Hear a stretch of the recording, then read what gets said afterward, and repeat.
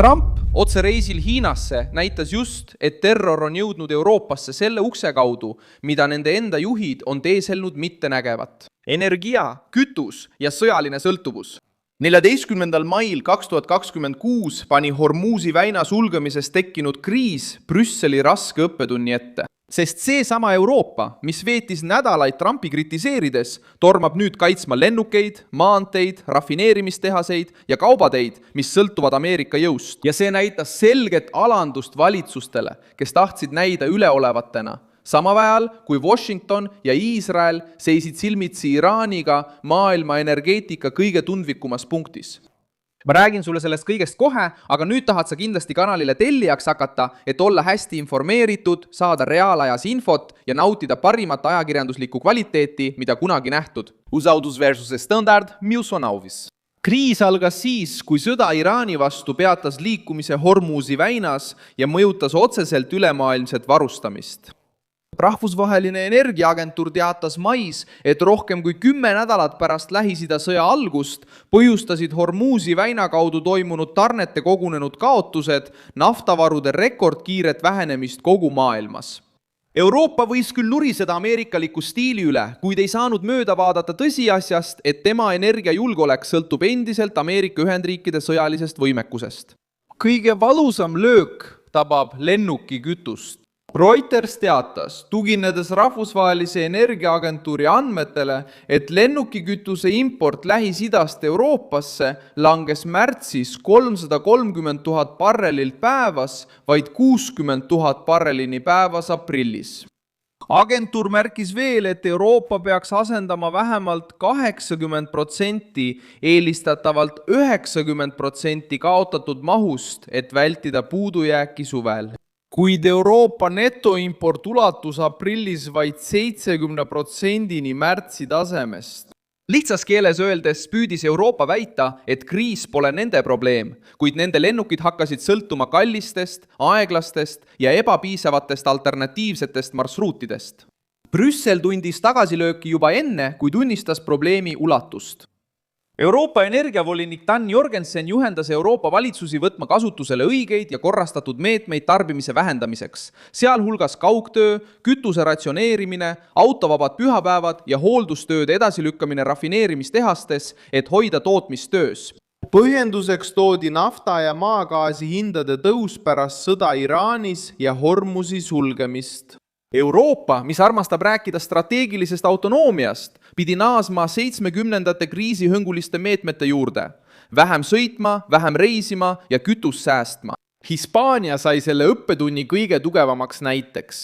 Märtsis teatas Hispaania valitsus, et ei luba kasutada koos Ameerika Ühendriikidega ühiselt hallatavaid baase rünnakuteks, mis Madridi sõnul ei ole kaetud ÜRO põhikirjaga. Trump vastas ovaalkabinetis Saksamaa kantsleri Friedrich Merzi kõrval, ähvardades katkestada kaubandussuhted Hispaaniaga ja öeldes, et ta ei soovi Hispaania valitsusega midagi tegemist teha. Associated Press märkis, et see avaldus tuli pärast Hispaania vastupanubaaside kasutamisele ja Madridi keeldumist tõsta oma kaitsekulutusi NATO-s. Kes tahab Ameerika kaitset, ei saa kriisi saabudes käituda nagu vastane. Sõjaline vastus tuli Gibraltaris. 10. mail 2026 saabus USA mereväe Ohio-klassi ballistiliste rakettidega allveelaev Vahemere sissepääsu juures asuvasse Briti territooriumile. Sellised ilmumised on haruldased ja sageli toimivad need kui meeleheitlik sõnum. Allveelaev kannab Tridenti rakette ja kuulub Ameerika tuumatriaadi kõige vastupidavamasse harusse. Asukoht polnud juhuslik. Gibraltar asub Hispaania kõrval Vahemere sissepääsu juures, just ajal, mil Trump lükkas tagasi Iraani vastuse ja survestas Hormuzi väina taasavamist. Sõnum Madridile ja Brüsselile oli lakooniline. Hispaania võis keelduda baasi andmisest. Euroopa bürokraatia võis protesteerida, diplomaadid võisid koostada avaldusi, kuid Ameerika Ühendriikidel oli endiselt sõjaline haare ilma luba küsimata. Allveelaev Gibraltaris ütles rohkem kui ükski kohtumine Brüsselis, sest see näitas tegelikku kohalolekut, tegelikku jõudu ja tegelikku riski Iraani jaoks. Kui Euroopa arutas, kuidas kütust säästa, näitas Washington, et surve Iraani vastu jätkub nii maa peal, merel kui ka diplomaatia kaudu. Trump ei pidanud Euroopat kõnedega veenma. kütusepuudus tegi selle töö ära. Euroopa vastuolu tuli ilmsiks, sest asi polnud ainult naftas, vaid see oli ka hoiakute kriis.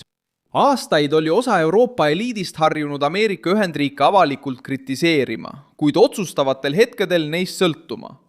Kritiseeriti Trumpi selle eest, et ta nõudis suuremaid sõjalisi kulutusi, nuriseti surve üle NATOle, räägiti multilateralismist, kuid kui energiavarustus kitsaks läks, pöörduti taas Ameerika laevastiku poole. Nüüdne õppetund on valus. Kõne ei saatja laeva, diplomaatiline noot ei ava väina uuesti ja erakorraline koosolek ei tangi lennukit. Selle kriisi ajalooline eeskuju pärineb Jom Kippuri sõjast 1973 aastal. 1973, kui naftat tootvad Araabia riigid kasutasid energiaembargot Iisraeli liitlaste vastu ja sundisid läänt tunnistama ebastabiilsetest piirkondadest sõltumise haavatavust. Mis juhtus? Tol ajal raputasid jõukaid majandusi, mis pidasid end kaitstuks järjekorrad, hinnatõus, inflatsioon, normeerimine ja majanduslik hirm. Euroopa õppis siis, et energia ei ole tehniline detail, vaid poliitiline relv. Rohkem kui pool sajandit hiljem tuleb ehmatus tagasi teisel kujul.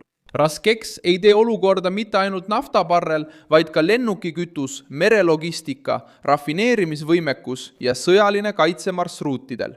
Teised riigid näitavad sama reeglit.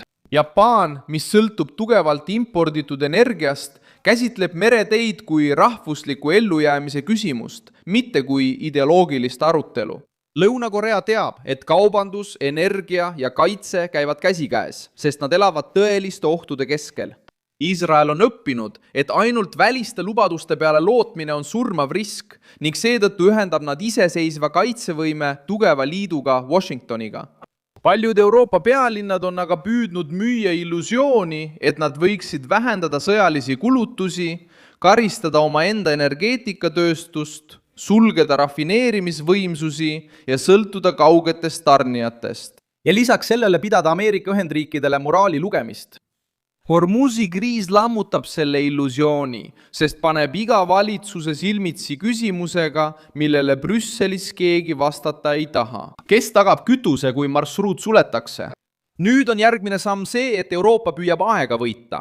Lennufirmad otsivad kütust muudest allikatest. Valitsused püüavad paanikat ohjeldada. Reuters teatas, et sellised ettevõtted nagu TUI, Lufthansa, Ryanair ja Wizz Air ütlevad, et on otsinud alternatiive Ameerika Ühendriikidest ja Nigeeriast. Kuid samuti märgiti, et pikaajaline ebakindlus püsib Lähis-Ida pingete tõttu. Euroopa püüab vältida massilisi tühistamisi, kuid kriisi poliitiline jälg on juba olemas. Ta pidi lahendust otsima pärast seda, kui oli Donald Trumpi liialdajaks pidanud. Ameerika jõudu, mida nad nimetasid hoolimatuks, on nüüd saanud vahendiks, mis võib takistada kriisi süvenemist. Ameerika president pani Euroopa valiku ette, mida ta oli aastakümneid edasi lükanud. Kas Euroopa panustab tõeliselt omaenda julgeolekusse või lepib sellega, et Washington hakkab olukorda juhtima, kui maailm leekidesse lahvatab? Mina olen Milson Alves, rahvusvaheliste suhete asjatundja ja minu eesmärk on hoida sind iga päev tõese infoga kursis. Uudiste lingid leiad video kirjeldusest. Pane sellele videole like, telli kanal ja vaata lõpus kommentaare, et olla veelgi paremini seotud Milson Alvese kogukonnaga.